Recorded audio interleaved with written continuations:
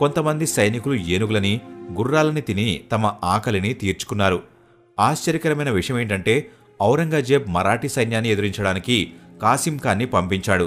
కాని మరాఠీల భయంకరమైన దాడులను చూసి కాసిం ఖాన్ చాలా భయపడ్డాడు. మరాఠీల చేతిలో భయంకరంగా చావడం కంటే ఉరివేసుకుని చనిపోవడం మంచిదని భావించి కాసిం ఖాన్ దొడ్డేరి కోటలోనే ఉరేసుకున్నాడు. భారతదేశం చరిత్రలో మొఘలుల పరిస్థితి ఇంత దారుణంగా ఎప్పుడూ మారలేదు.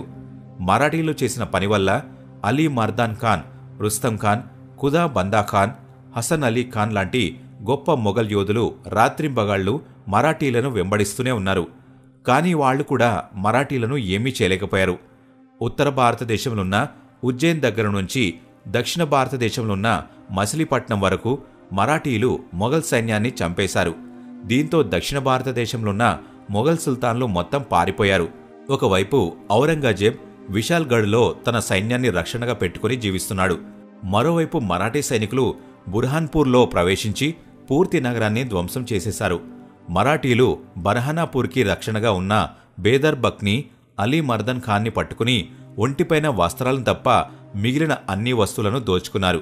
ఎవరైనా మరాఠీలను అడ్డుకోండి, భారతదేశంలో ఎటు చూసినా వాళ్లే కనిపిస్తున్నారు.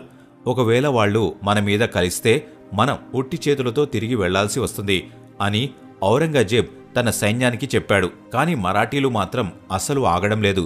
చావు భయం లేకుండా యుద్ధం చేస్తూనే ఉన్నారు. మరాఠీలు తమ రాజును చంపినందుకు ఎలా అయినా ప్రతీకారం తీర్చుకోవాలని ఎదురు చూస్తూనే ఉన్నారు. ధనాజీ జాదవ్ అనే ఒక మరాఠీ 80,000 మంది సైనికులను సేకరించి 1706 మార్చి 4న గుజరాత్ పైన దాడి చేశాడు.